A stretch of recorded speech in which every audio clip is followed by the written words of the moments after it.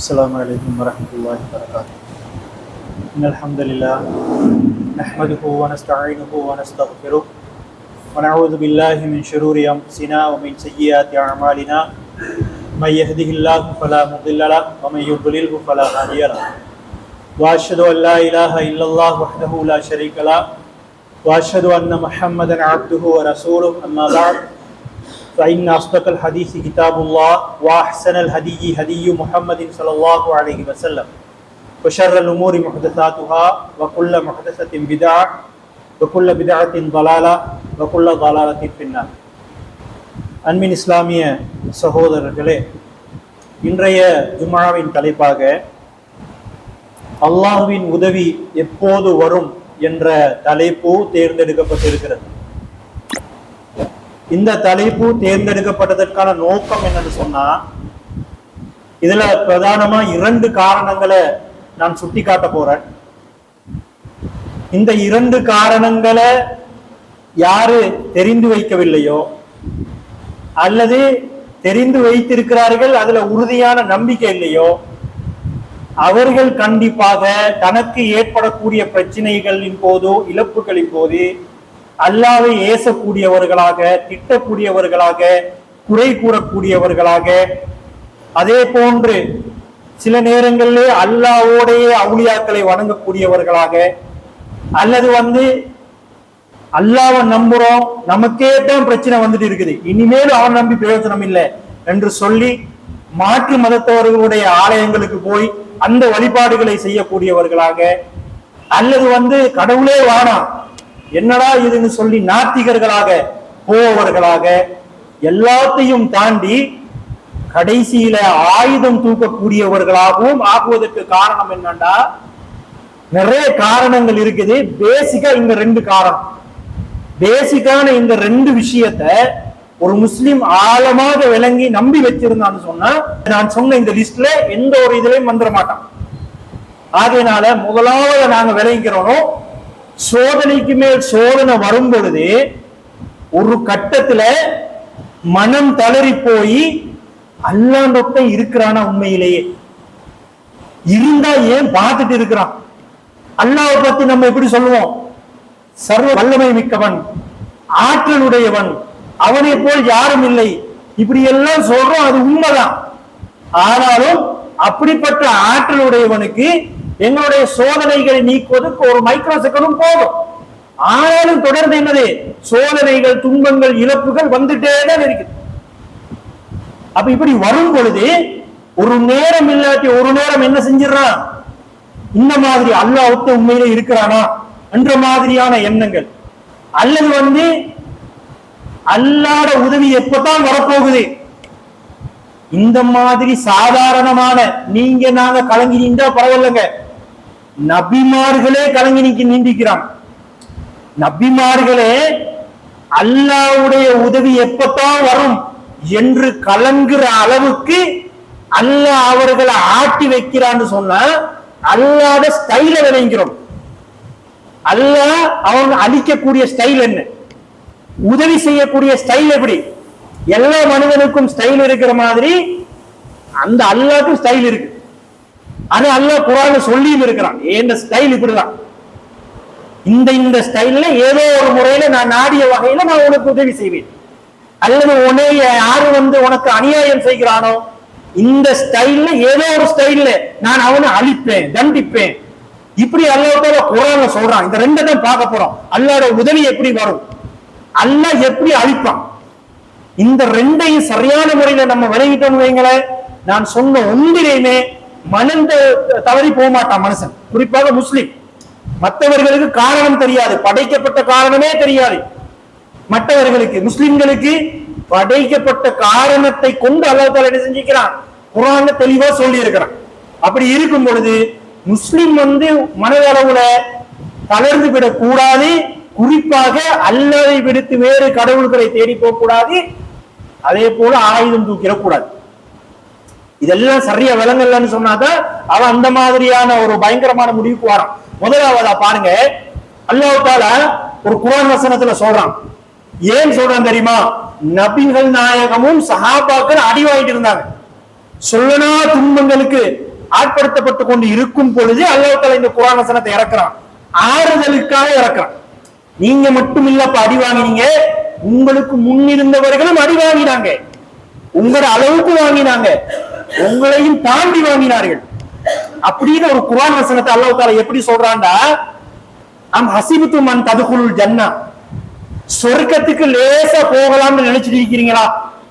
யாரை பார்த்து அல்லாஹ் கேட்கிறான்? சஹாபாக்களை பார்த்து கேட்கிறான். அவர்கள் செய்த தியாகங்கள் அவர்களுடைய வரலாறை படித்தவர்கள் கேட்டவர்களுக்கு தெரியும். அப்படிப்பட்ட ஒரு தியாகம், கிட்டத்தட்ட 300 கிலோமீட்டர் வாகனங்களும் இல்லாம அந்த பாலைவனத்துல கடும் சூடுல ஹிஜ்ரத் பயணம் மேற்கொண்டு, தண்ணியும் இல்ல, சில பெண்கள் கர்ப்பிணி பெண்களாக இருக்கிறார்கள். எப்படிப்பட்ட தியாகம்! அப்படிப்பட்ட தியாகங்கள் செய்து கொண்டிருந்த அந்த சஹாபாக்களை பார்த்து அல்லாஹ் தஆலா கேட்கிறான். இந்த குர்ஆன் வசனம் எங்களுக்கும் பொருந்தும். அவர்களை பார்த்து தானே ஆரம்பமாக கேட்டான். எப்படி கேட்கிறான்? சொர்க்கத்துக்கு லேசா போகலாம்னு நினைச்சிட்டு இருக்கிறீங்களா? வலம்மா ஏத்திக்கும் மஸலுல் லதீன கலவு மின் கப்லிக்கும், உங்களுக்கு என்ன வந்துச்சோ அதே மாதிரி உங்களுக்கு முன்னிருந்தவர்களுக்கும் வந்தது. என்ன வந்துச்சு? மஸ்ஸத்துமுல் பஸா, பஞ்சம் அவர்களை பீடித்துக் கொண்டது. தின்ன குடிக்க சாப்பாடும் இல்லை, குடிக்கிறதுக்கு குடிபானமும் இல்லை. அப்படிப்பட்ட பஞ்சம் அவர்களை பீடித்தது. வல்லர்ராஹு, நோய் நொடிகள் அவர்களை பீடித்தது. வஸுல்சிலு, அவர்கள் ஆட்டி வைக்கப்பட்டார்கள். சும்மல்ல இதை ஒரு தடவை கொடுத்துட்டு அல்லது ஒரு நாள் கொடுத்துட்டு அடுத்த நாள் ஆற்றல் அல்ல. ஆட்டி வச்சேன்னா என்ன அர்த்தம்? தொடர்ந்து பல நாட்களுக்கு சாப்பாடு இல்லை, தொடர்ந்து பல நாட்களுக்கு நோய் நொடிகள் நிவாரணம் இல்லை. அப்படி அவர்களை நான் ஆட்டி வச்சேன். எந்த அளவுக்கு தெரியுமா? ஹத்தா யகூல ரசூலு வல்லதீன ஆமனூ மாஹு, அந்த சமுதாயத்துக்கு அனுப்பப்பட்ட நபியும் அந்த நபியை ஏற்றுக்கொண்ட மூமின்களும் மத்தா நஸ்ருல்லாஹ், அல்லாஹ்வுடைய உதவி எப்போது வரும் என்று சொல்லும் அளவுக்கு நான் அவர்களை ஆட்டி வைத்தேங்கிறான். சாதாரண நீங்க நாங்க சொல்ற ஒரு நபி, நபி எப்படிப்பட்ட கொள்கை உறுதி, எப்படிப்பட்ட மன உறுதி அவருக்கு இருக்குது. அந்த நபியை கலங்கி போயிட்டாரு. யா அல்லாஹ், எப்பதான் உதவி செய்வேன், அப்படி நான் ஆட்டி வச்சேன்டா. அதுக்கு பிறகு அல்லாஹ் தஆலா என்ன சொல்றான்? அலா இன்ன நஸ்ரல்லாஹி கரீப், தெரிஞ்சு கொள்ளுங்க, இந்த உதவி ரொம்ப அருகாம பக்கத்துலதான் இருக்குது, தொலைவுல எல்லாம் இல்ல, ரொம்ப அருகாமையில தான் இருக்குது அப்படின்னு சொல்லி அல்லாஹ் தஆலா என்ன செய்யறான்? சஹாபாக்களுக்கு ஒரு ஆறுதலாக கடைசியா இந்த வசனத்தை சொல்லி முடிக்கிறான். அப்ப இது சஹாபாக்களுடைய காலத்துக்கு மாத்திரமல்ல, எங்கட காலத்திலையும் சஹாபாக்களை தாண்டிய துன்பங்களை பலஸ்தீன் மக்கள் பட்டுக்கொண்டு இருந்ததை நாங்க பார்த்தோம். இன்னைக்கும் பட்டுட்டு இருக்கிறாங்க. சீஸ் ஃபயர்னு சொல்லி ஒரு ஏரியாவுக்கு மட்டும் அடிக்கிறான், இல்ல இன்னொரு ஏரியாவை செலக்ட் பண்ணி அதுக்கு அடிச்சுட்டு இருக்கிறான். ஏதோ ஒரு வகையில் அவனுடைய அநியாயம் தொடர்ந்து கொண்டுதான் இருக்கிறது. அப்போ சஹாபாக்களையும் தாண்டிய கஷ்டங்களை துன்பங்களை இவர்கள் அனுபவித்துக் கொண்டிருக்கும் பொழுது ரெண்டு விஷயம். ஒன்று அந்த கஷ்டத்தை அனுபவிக்க கூடியவர்கள் எப்படி நடந்து கொள்ளணும், அதை பார்த்து கொண்டிருக்கக்கூடியவர்கள் எப்படி நடந்துக்கிறோம். பார்த்து கொண்டிருக்க அவன் தான் அடி வாங்குறான், எனக்கு ஒன்றும் இல்லையே என்று சொல்லி இருக்கலாமா? அல்லது அவனுக்கு அடிமேல் அடி விழுது, அடிக்கக்கூடியவனுக்கு ஒரு ரிட்டர்னை நான் கொடுக்கணும் என்று சொல்லி ஆயுதம் ஏந்தலாமா? அப்ப இந்த மாதிரி எல்லாம் தெளிவுகளை நாங்க முஸ்லிம்கள் விளைகிறோம். அடுத்தவனுக்கு அநியாயம் செய்யறோமோ இல்லையோ, நமக்கு நாங்களே எங்களுக்கு அநியாயம் செஞ்சிடக்கூடாது. எப்ப அல்லாஹ்வின் மீது நம்பிக்கை இருந்துட்டோமோ அது எங்களுக்கு செய்யக்கூடிய மிகப்பெரிய அநியாயம். கடைசியில மறுமையில எந்த ஒரு அல்லாஹ்வுடைய உதவி அல்லாத வேற எந்த உதவி இல்லாத அந்த நேரத்துல அல்லாஹ்வை கைவிரிச்சிருவான். அதே போல ஹப்பாப் ரலியல்லாஹு அன்ஹு உங்களுக்கு தெரியும். இது எதுக்கு சொல்றேன்டா, ஒரு கட்டத்துக்கு மேலே கலங்கிடுவான் மனுஷன். கலங்கி நிற்கக்கூடிய மனுஷன் உண்டோ அல்லாஹ் எப்பதான் உதவி செய்வாய்ன்னு கேட்பான், அல்லது அல்லாஹ்வை திட்டிடுவான், குறை சொல்லிடுவான்.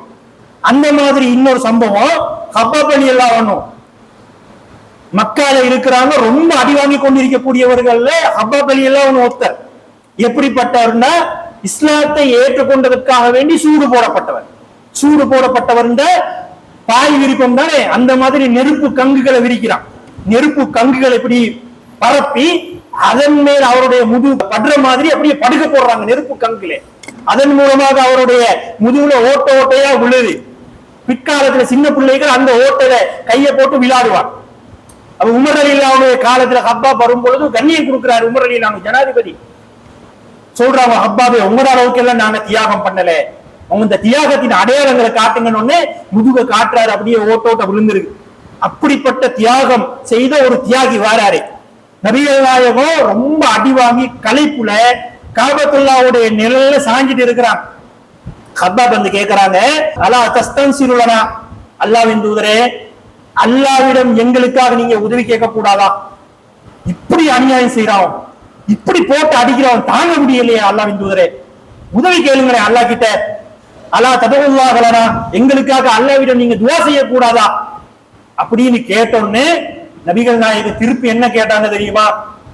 உங்களுக்கு ஒன்று தெரியுமா ஹப்பாபே, உங்களுக்கு முன்னிருந்தவர்கள் அல்லாஹ்வை ஈமான் கொண்ட மூமின்கள் என்ற ஒரே காரணத்துக்காக வேண்டி ரம்பம் கொண்டு வரப்பட்டு, ரம்பம் தான் பெரிய மரம் அறுக்கக்கூடிய பெரிய நீட்ட வாள், ரெண்டு பக்கத்துல இருந்து அறுப்பாங்க, அந்த பெரிய வாள் கொண்டு வரப்பட்டு மூமின் என்ற ஒரே காரணத்துக்காக உச்சம் தலையில இருந்து 2 துண்டாக அறுத்தெறியப்பட்டார்கள்.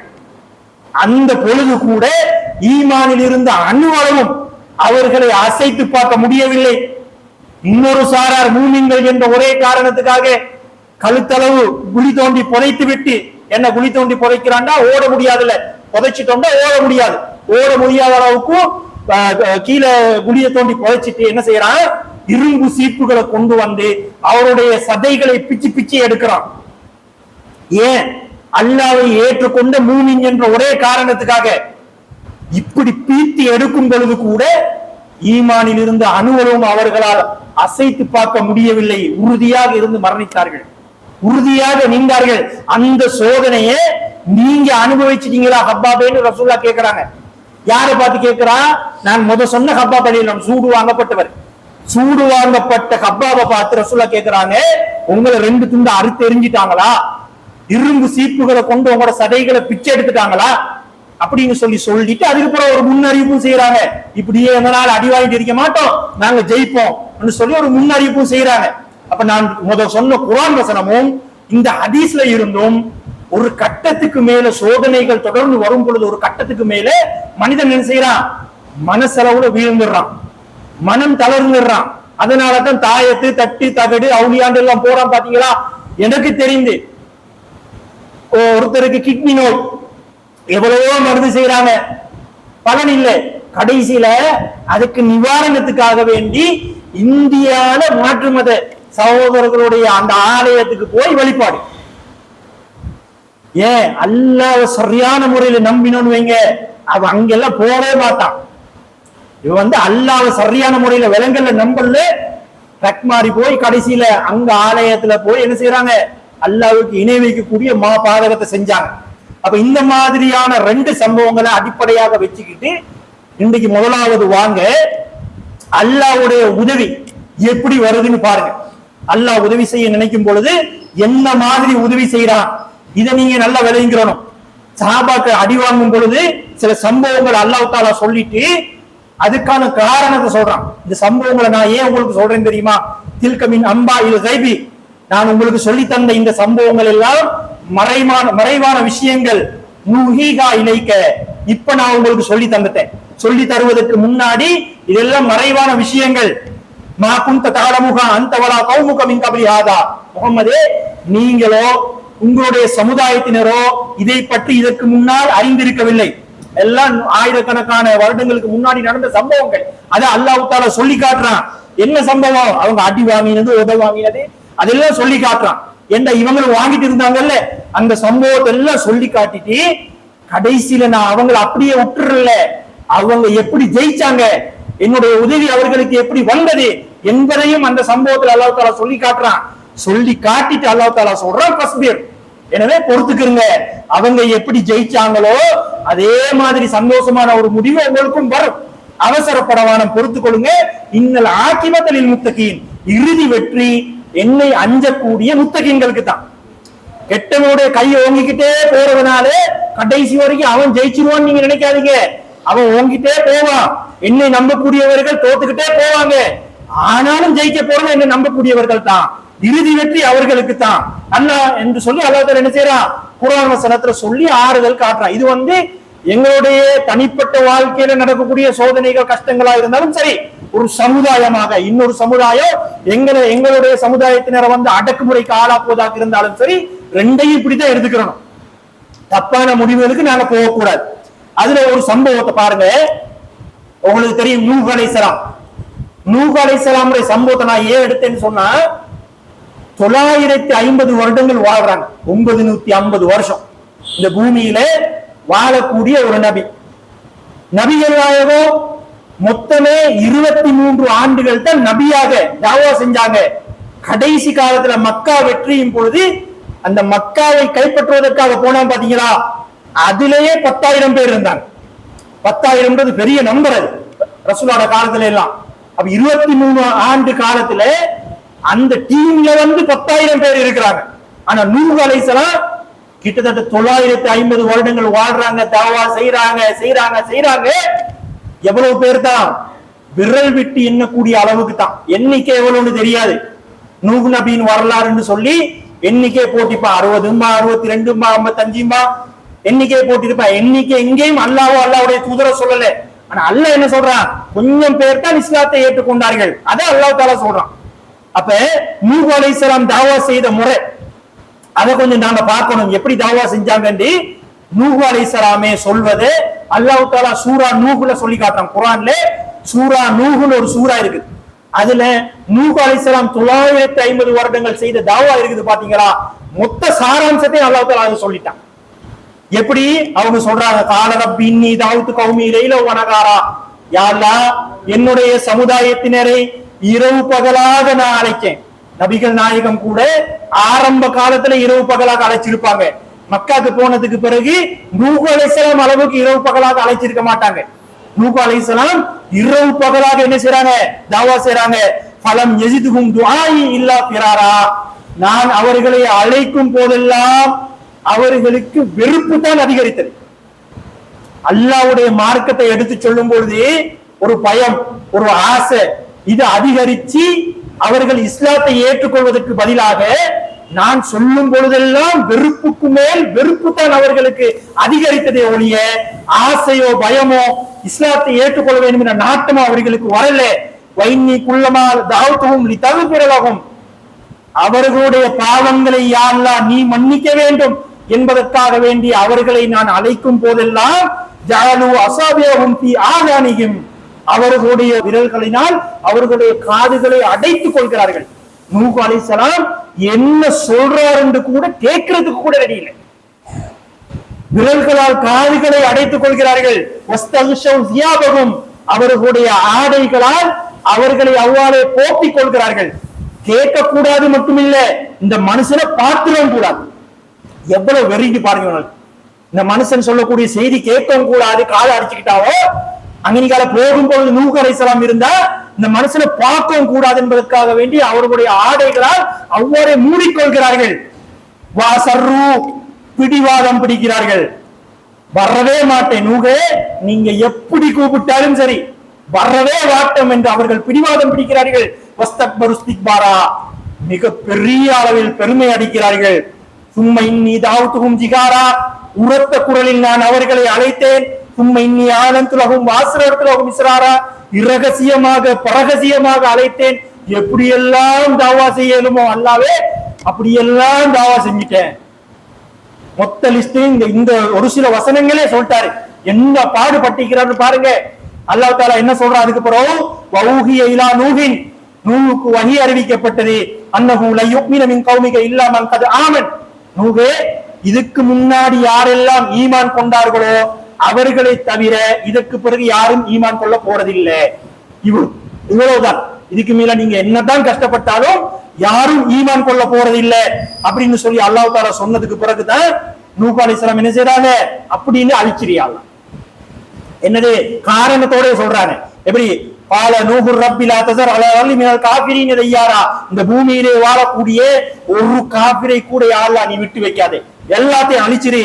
இன்னக இன் ததர்ஹும், அப்படி நீ விட்டு வைத்தால் யுதில்லு இபாதக, உன்னுடைய நல்லடியார்களை அவர்கள் வழிகெடுத்து விடுவார்கள். வலா எலிது இல்லா ஃபாஜிரன் கஃபாரா, நிராகரிக்கக்கூடிய கெட்டவர்களைத்தான் அவர்கள் பெற்றெடுப்பார்கள். இவன் கெட்டவனாக இருந்தா பெற்றெடுக்கக்கூடிய பிள்ளையும் என்ன செய்வான்? கெட்டவனாகத்தானே வளர்ப்பான். நூஹ் அலைஹிஸ்ஸலாத்தை காட்டி காட்டி வளர்ப்பான்.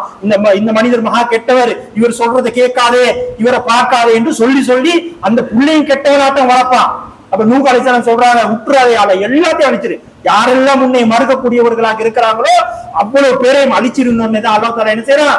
அப்படின்னா கப்பலை செய் அப்படின்னு சொல்லி சொன்னோன்னே அவர் என்ன செய்யறாரு? தட்டந்தரையில கப்பல் செய்யறாரு. அந்த காலத்துல எல்லாம் கடல்ல கப்பலை இறக்கணும்னா கடலுக்கு பக்கத்துல தான் கப்பலை செய்யணும், அப்பதான் லேசா இறக்க முடியும். இன்றைக்கெல்லாம் இயந்திரங்கள் இருக்குது, இறக்கிடலாம். அந்த காலத்துல அப்படி இல்லை. இவர் தட்டந்தரையில கப்பல் செய்யும் பொழுது அந்த சமுதாயத்தில் இருக்கக்கூடிய பிரமுகர்கள் இருக்கிறாங்க பாத்தீங்களா, கேலி செய்யறாங்க. கேலி செய்வாங்க தானே. தட்டந்தரையில கப்பல் செஞ்சா கேலி செய்வானா இல்லையா? கேலி செய்யும் பொழுது நூஹ் அலைஹிஸ்ஸலாம் என்ன சொல்றாரு? நீங்க எப்படி என்னைய கேலி செய்றீங்களோ அதே மாதிரி உங்களை கேலி செய்யக்கூடிய ஒரு டைம் வரும் அப்படின்ட்டு டைம் வந்துச்சு. அல்லாஹ் தஆலா கட்டளையிடுறான், வானம் மலையை கொட்டுன்னு கொட்டுது, பூமியில இருந்து தண்ணி வெளியில பீரிட்டு பாயுது, கப்பல் மிதக்குது. அப்பதான் மகனை பாக்குறாரு, மகன் ஓடுறான். இவரு கப்பல்ல இருக்கிறாரு, மகனே இருக்கம்மானா வரா தக்கும்மால் காஃபிரின், எங்களோட ஏரிக்க காஃபிராக இருந்துறாரு. அவன் என்ன சொன்னா? ஆவியிலா ஜபலி யாசிமுனி மினல்மா, இந்த வெள்ளத்துல இருந்து என்னை காப்பாத்தி போடுறதுக்கு ஒரு மலைக்கு மேல நான் ஏறிக்கிருவேன் அப்படின்னு ஒண்ணு. நூஹ் அலைஹிஸ்ஸலாம் என்ன சொன்னாங்க? லா ஆசிமல் யௌம மின் அம்ரில்லாஹி இல்லா மர் ரஹீம், இன்றைய தினம் யாருக்கு அல்லாஹ் தஆலாவுடைய ரஹ்மத் கிடைச்சிருக்கிறதோ அவரை தவிர வேற யாரும் தப்ப முடியாது. பேசி கொண்டிருக்கும் போதே ஒரு அலை வந்துச்சு, அல்லாஹ் ஒரு உயிரை வாங்கிக்கிட்டான். அப்ப நூஹ் அலைஹிஸ்ஸலாமுடைய கப்பல் போகுது, வஸ்தவத் அலல் ஜூதி, தண்ணி இறங்குது, ஜூதி மலைக்கு மேல கப்பல் தரை கட்டுது. அப்ப இந்த சம்பவத்தை சொல்லிட்டு தான் நான் மேல சொன்ன அந்த குர்ஆன் வசனம், நபியே இதுக்கு முன்னா இந்த சம்பவம் எல்லாம் உங்களுக்கு தெரியாது, இதெல்லாம் மறைவான விஷயங்கள். இந்த குர்ஆன் வசனம் இருக்குது, இந்த சம்பவத்துக்கு புறத்தான் அல்லாஹ் தஆலா சொல்றான். நூஹ் அலைஹிஸ்ஸலாம் படாத பாடுபட்டாரு. அந்த நூஹுக்கும் அவர்களை இஸ்லாத்தை ஏற்றுக்கொண்ட அந்த மூமின்களுக்கும் என்ற உதவி எப்படி வந்துச்சு என்பதை அல்லாஹ் தஆலா அந்த சம்பவத்தை சொல்லி காட்டுறான். அப்ப நாங்க விளங்கிக்கிறோம், மூசா அலைஹிஸ்ஸலாத்துக்கு அல்லாஹ் தஆலா எப்படி உதவி செய்தான் எங்களுக்கு தெரியும். அற்புதம் தான், அப்படி ஒரு அற்புதங்க. அந்த காலத்துல சூனியத்தெல்லாம் நம்பக்கூடியவர்களாக இருந்தாங்க. அந்த சூனியக்காரன், அவர்கள் நம்பக்கூடிய சூனியக்காரனால கூட கடலை பிளக்க வைக்க முடியாது. கடலை பிளந்து மலைகள், பெரிய பெரிய மலைகள் இருக்குது பாத்தீங்களா, அந்த மாதிரி தண்ணி எழுமி நிக்குமாங்க. பெரிய மலை போல தண்ணி எழுமி நிக்குமா? எழுமி நிக்காது. அப்படிப்பட்ட ஒரு கேரக்டர் இல்ல தண்ணின்றது. அப்படி ஒரு தன்மை அல்லாஹ் தஆலா தண்ணிக்கு கொடுத்தில்ல. ஆனா அல்லாஹ் தஆலா என்ன செய்யறான்? காப்பாற்றும் விதமாக கடல் புலக்குது. கத்தவுதில் அலீம்ங்கிறான், ஒரு பிரம்மாண்டமான மலைகளை போன்று அந்த தண்ணீர் எழுமி நின்றதுங்கிறான் அல்லாஹ். அப்படிப்பட்ட அற்புதத்தை நிகழ்த்தி அல்லாஹ் தஆலா என்ன செய்யறான்? அவர்களை காப்பாத்துறான். அப்போ மூமின்களாக இருந்தா, நான் சொன்ன மூசா அலைஹிஸ்ஸலாம் அடி வாங்கிட்டே தான் இருந்தாங்க, பனி இஸ்ரவேலர்கள் அடி வாங்கிட்டே தான் இருந்தாங்க, நூஹ் அலைஹிஸ்ஸலாம் அவர்களை ஏற்றுக்கொண்டவர்கள் அடி வாங்கிட்டே தான் இருந்தாங்க. மௌத்தா போகும் வரைக்கும் அடி வாங்கிக்கல. ஒரு கட்டத்தில் அல்லாஹ் தஆலா நிம்மதியான வாழ்க்கை அவர்களுக்கு கொடுக்குறான். இதை நாங்க விளங்கிறோம். இதுதான் வல ஆகிபத்துல் முத்தகீன், இறுதி வெற்றி முத்தகீன்களுக்கு தான், என்னை அஞ்சக்கூடியவர்களுக்கு தான் அல்லாஹ் தஆலா சொல்றான் பாத்தீங்களா. அதுக்கான சம்பவங்கள் தான் இது. அடுத்ததாக பாருங்க, இப்படி அல்லாஹ் தஆலாவுடைய உதவியை எதிர்பார்க்கக்கூடியவர்கள் துஆ கேட்டனே அல்லாஹ்வுடைய உதவி கிடைச்சிருன்னு நினைச்சிடக்கூடாது. அது ரொம்ப தப்பு.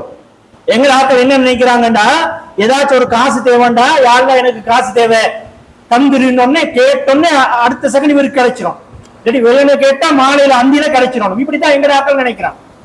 அப்படி இல்லை. அல்லாஹ் அடிமை இல்லையே, நம்ம தான் அடிமை. நாங்க எங்கள்கிட்ட யார்கிட்ட வேலை செய்யறோமோ அவர்கிட்ட எக்ஸ்ட்ராவா ஏதாச்சும் காசு பணம் கேட்டாலே அவரு கேட்டோன்னே செல்லற இருந்தா தந்துருவாரு. இல்லாட்டி அவர் எப்ப நினைக்குதோ, அவருக்கு எப்ப ஏழுமோ அப்பதான் அவர் தருவாரு. அது வரைக்கும் நாங்க வாயை பத்திட்டு இருப்போமா இல்லையா? குறை சொல்லுவோமா? குறை சொல்ல மாட்டோம். அப்ப அல்லாண்டது அவனுக்கு நினைச்ச டைமுக்கு தர முடியும், கேட்கும் பொழுதே தர முடியும், எப்படி வேணும்னாலும் அவனுக்கு தர முடியும். ஆனா அல்லாஹ்வ நம்ம அடிமையில நினைச்சுக்கிட்டு அவன்கிட்ட துஆ கேட்க கூடாது, எந்த ஒன்னையும் கேட்க கூடாது. அல்லாஹ் எனக்கு இந்த தேவை இருக்குது, உனக்கு நல்லா தெரியும், எனக்கு நீ உதவி செய், சரியான நேரத்துல நீ எனக்கு உதவி செய்யன்னு சொல்லி கேட்டுக்கிட்டே இருக்கணும். ஒரு தடவை கேட்டுட்டு விட்டுறவும் கூடாது. அதையும் விளங்கிறோம். எங்கடாக ஒரு தடவை கேட்டா அல்லாஹ் கிட்ட கேட்டிக்க அவன் தருவான்னு சொல்லி பேசாம இருந்துருவாங்க. அப்படி இல்லை. அவன் எஜமான், நாங்க அடிமைன்றது அந்த அடிமைத்தனத்தை காட்டணும். திருப்பி திருப்பி திருப்பி அவன்கிட்ட கேட்கணும். எந்த அளவுக்கு இறங்கி வரமோ அந்த அளவுக்கு தான் அல்லாஹ் தாலா தருவான். பெருமைத்தனத்தோட ஆணவத்தோட அல்லாஹ் தாலா கேட்டா அவன் உதவி செய்ய மாட்டான். அடிமைத்தனத்தை காட்டும். நாளை மறுமையில சூரியன் ரொம்ப பக்கத்துல வந்துரும். கஷ்டத்துல அங்காளுங்க ஓடிட்டு இருப்பாங்க. எல்லா நபிமார்கள்கிட்டையும் போவாங்க.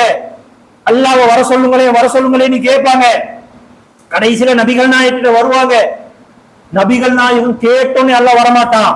சுஜூதுல விழுந்து சில வசனங்களை, சில துவாக்களை அல்லாஹ் தாலா சொல்லி கொடுப்பான்.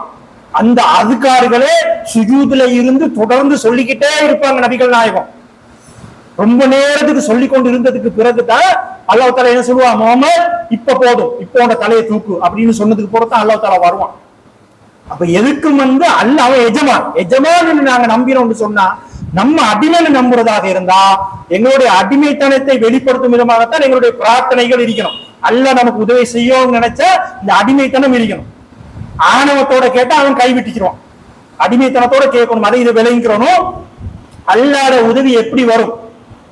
ஒரு மனிதன் எங்களுக்கு அநியாயம் செய்யறான்டா, அல்லது ஒரு கூட்டமே நமக்கு அநியாயம் செய்யறான்னு சொன்னா, கடந்த காலங்கள்ல பல கூட்டத்தார் அல்லாஹ் தாலா அழிச்சிருக்கிறான். அந்த ஸ்டைல் அல்லாஹ் தாலா சொல்லி காட்டுறான். அழிக்கிறதாக இருந்தா நான் எப்படி தெரியுமா அழிப்பேன் என்று சொல்லி அல்லாஹ் தாலா குர்ஆன்ல சொல்றான். வைது அரதுனா அன்னுகுலிக்க கரியத்தன், ஒரு ஊராரை நாம் அழிக்க நாடினால், ஒரு ஊர் இருக்குது, அது அல்லாஹ் தாலா அழிக்க நினைக்கிறான், சும்மா அழிக்கிற மாட்டான். சும்மா அழிச்சா அல்லாஹ் அநியாயக்காரனாக ஆவான் இல்லையா? அழிவது, அந்த ஊர் அழிப்பதற்கு, அந்த அழிக்கப்படுவதற்கு தகுதியான ஊராக அது ஆகும். அதுக்கு அல்லாஹ் தாலா என்ன செய்யறான், அமர்னா முத்ரபீகா, அந்த பெருமையோடு நடப்பான் பாத்தீங்களா? அநியாயம் செய்து கொண்டு ஆணவத்தோடு நடப்பானே, அவனுக்கு நான் கட்டளையிடுவோம். என்ன கட்டளையிடுவோம்? பெருமையோட நடக்காதே, பணிந்து நட.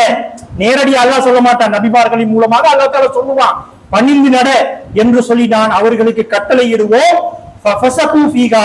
எங்களுடைய கட்டளைகளை அவர்கள் புறக்கணித்து விட்டு தொடர்ந்து அநியாயம் செய்து கொண்டே இருப்பார்கள்.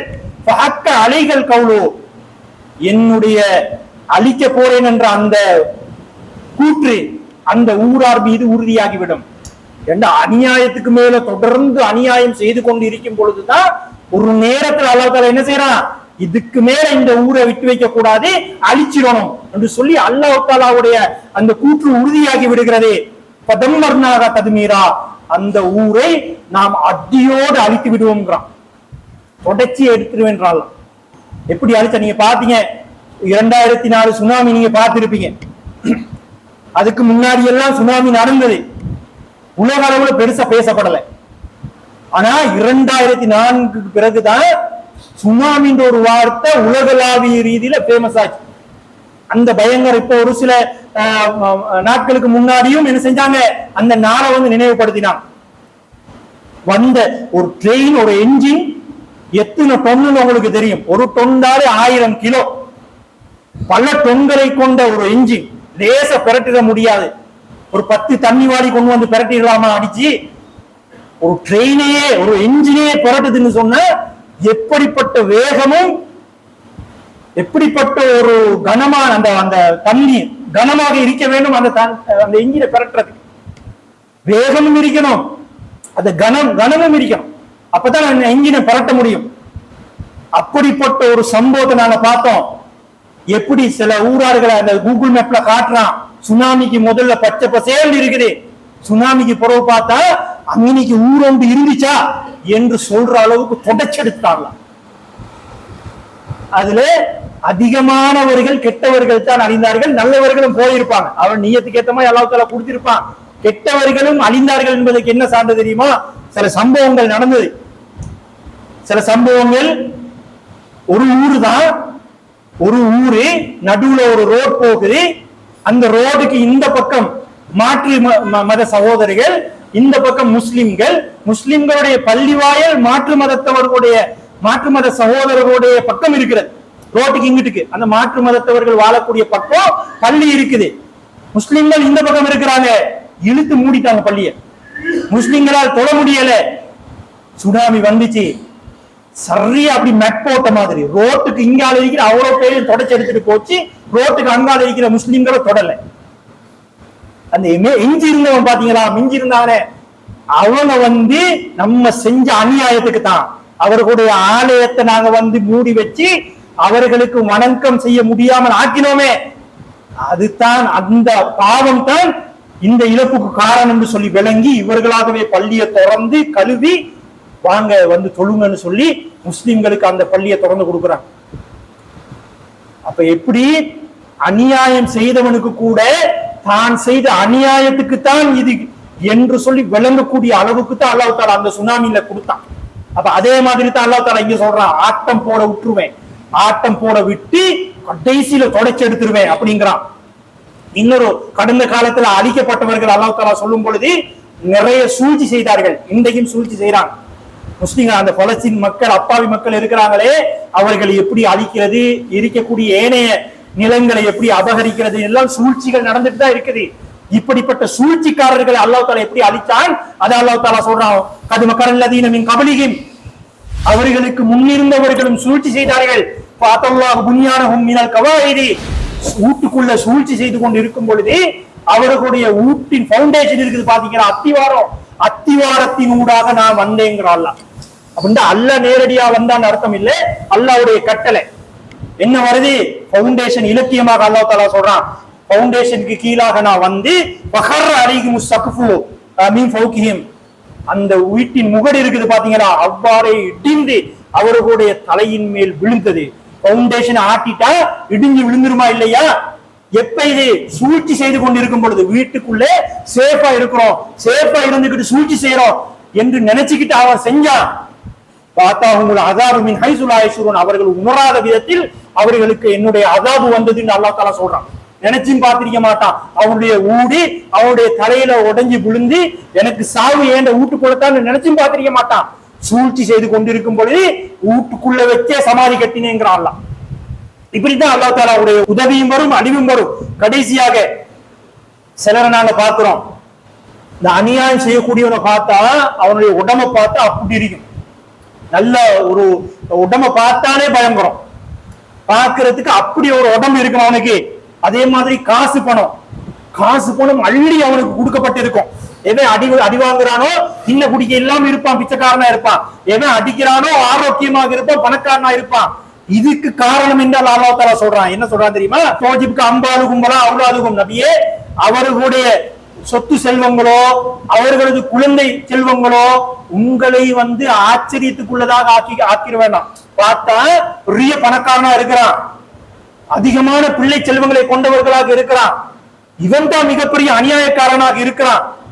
இதை பார்த்து நீங்க ஆட்டம் கண்டுறாதீங்க, நீங்க ஆச்சரியப்பட்டுறாதீங்க. இதை ஏன் நான் கொடுக்கிறேன் தெரியுமா? இன்னமா யுரீதுல்லாஹு லியுஅஸிபஹும் பிஹா ஃபித் துன்யா, இந்த உலகத்துல அதை வச்சு நான் அவனை தண்டிக்க விரும்புறேன். கெட்டவனுக்கு காசு பணத்தை அள்ளி கொடுக்குறேன்டா அதை வச்சு நான் தண்டிக்க விரும்புறேன். அவனுடைய பிள்ளை செல்வங்களை அள்ளி கொடுக்குறேன்டா அந்த பிள்ளைகளை வச்சு நான் அவனை தண்டிக்க விரும்புறேன். அது மட்டும் இல்ல, காபிர்களாக இருக்கும் நிலையிலேயே அவர்களுடைய உயிரும் கைப்பற்றப்பட வேண்டும் என்றும் நான் விரும்புறேன். சாவும் போதும் என்னை மறுத்த காபிராக நிரந்தர நரகத்துக்குரியவனாக அவன் சாவம். அதுக்குத்தான் நான் கொடுக்குறேன். நீங்க பார்த்து அவன் சோபோதரிக்கமா இழந்தோம் இல்ல, மகா கெட்ட ஒரு இறுதியை நான் அவனுக்கு வச்சிருக்கிறேன் அப்படின்னு சொல்லி அல்லாஹ் தஆலா குர்ஆன்ல சொல்றான். அப்ப இதை நம்ம நல்ல விளங்கிக்கிறோம். தனிப்பட்ட முறையிலேயா இருந்தாலும் சரி, ஒரு சமுதாய ரீதியாக இருந்தாலும் சரி, அல்லாஹ் தஆலா சோதனைகளை கொடுக்குறேன்னு சொன்னா ஏதோ ஒரு நலவை வச்சிருக்கிறான் என்றுதான் விளங்குகிறோமே ஒழிய நாத்திகனாகவோ அல்லது அல்லாஹ்வோடைய வேற வேற கடவுள்களை வணங்கக்கூடியவர்களாகவோ அல்லது ஆயுதம் தூக்கக்கூடியவர்களாகவோ நாங்களோ நீங்களோ ஆகிடக்கூடாது. ஆகையினால சொல்லப்பட்ட விடயங்களை விளங்கி நடக்கக்கூடிய அன்மக்களாக அல்லாஹ் தஆலா என்னையும் ஆக்கி அருள் புரிவானாக. அன்பு இஸ்லாமிய சகோதரர்களே, இது முக்கியமான ஒரு செய்தி என்னன்னு சொன்னா, இந்த மாதிரி மனதளவுல குறிப்பாக ஏதோ ஒரு சில வார்த்தைகள் அல்லது ஏதோ ஒரு சில செயல்கள் எங்களுடைய மனசை நோகடிக்கும். தொடர்ந்து நோகடிக்கும் பொழுதுதான் ஒரு மனுஷன் என்ன செய்யறான், தப்பான வழிக்கு தப்பான முடிவுக்கு போறான். இந்த மாதிரி மன வேதனைகள் வரும் பொழுது எப்படி நடந்து கொள்ளணும்னு மார்க்கம் சொல்லுது. அப்பாப் ரலியல்லாஹு வந்து கேட்டது வந்து துவா கேட்கறது மட்டும் இல்ல, சில சஹாபாக்கள் கேட்டாங்க, யார் சொல்லலாம், அடிக்கிறாங்க, திருப்பி அடிப்போம்ட்டாங்க. ரசூல் அனுமதி கொடுக்கல. மக்கால இருக்கும்போது ஆயுதம் தூக்கவே கிடையாது. மதீனாவுக்கு போய் ஜனாதிபதி ஆனதுக்கு பிறகும் பேசாம தான் இருந்தாங்க. இவன் தான் மம்புக்கு வந்தான். தன் நாட்டு மக்களை காப்பாற்றணுன்றதுக்காக நபிகள் நாயகம் என்ன செஞ்சாங்க, யுத்தம் செஞ்சாங்க. அப்படித்தான் இஸ்லாம் வந்து ஆயுதம் தூக்குவதற்கு அனுமதி கொடுத்திருக்குது. ஆனா இதுல அல்லாஹ் சொல்றான் பாருங்க, லதுப்லவுன்ன ஃபீ அம்வாலிக்கும் வஅன்ஃபுசிக்கும், உங்களுடைய பொருளாதாரத்தை கொடுத்து நான் உங்களை சோதிப்பேன், உங்களுடைய உயிர்களை பறித்து நான் உங்களை சோதிப்பேன். வலதஸ்மஉன்ன மினல்லதீன ஊத்துல் கிதாப மின் கப்லிக்கும் வமினல்லதீன அஷ்ரகு அதன் கஸீரா, உங்களுக்கு முன்னால் வேதம் கொடுக்கப்பட்டவர்களிடமிருந்தும் இணை வைக்கக்கூடியவர்களிடமிருந்தும் உங்களுடைய மனசு நோகும் அளவுக்கான வார்த்தைகளை நீங்கள் செவிமடுப்பீர்கள். இது இருக்குதா இல்லையா? வேதக்காரர்களிடம் இருந்தும் மனசு நோகடிக்கக்கூடிய வார்த்தைகள் கேட்குது, இணை வைக்கக்கூடியவர்களிடம் இருந்தும் கேட்குது. நபிகள் நாயகத்தை எப்படி கொச்சப்படுத்தினா, எந்த அளவுக்கு கேவலமா பேசணுமோ, நபிகள் நாயகம் வந்து பொம்புல கல்ல, பொம்புல பித்தன், இப்படி எல்லாம் சொல்லி காட்டணும் வரைஞ்சி எவ்வளவு கேவலம் அது. அதெல்லாம் செய்யும் பொழுது இவரை மனசு நொந்திச்சா இல்லையா? மனசு நோகத்தான் செய்யும், நேசிக்கக்கூடியவர்களுக்கு நோகத்தான் செய்யும். ஆனா அந்த டைம்ல அல்லாஹ் தஆலா எப்படி நடந்து கொள்ள சொல்றான் தெரியுமா? வைன் தஸ்பிரு, இந்த மாதிரி கட்டத்துல நீங்க பொறுத்து கொண்டால், வதத்தகு, என்னை பயந்து கொண்டால், ஃபைன்ன ஸாலிக மின் அஸ்மில் உமூர், காரியங்களில் உறுதியான காரியம் அதுதான் அல்லாஹ். இந்த மாதிரி நேரத்துல ரிட்டர்ன் கொடுக்கிறதுக்கு நீ இறங்குறது அது உறுதியான காரியம் இல்லைன்ட்டான். மனசு நோக்குதான் பொறுத்துக்க, பொறுத்துக்கோ என்ற அந்த வார்த்தையில இருந்தே ரிட்டர்ன் கொடுக்காதே என்ற அர்த்தம் இருக்குதா இல்லையா? ஆயுதம் தூக்க கூடாது, அடிக்க கூடாது என்ற அந்த அர்த்தம் இருக்குதா இல்லையா? பொறுத்து சொன்னானே, பொறுத்துக்கோன்றான், என்னை பயந்துக்கோன்றான்.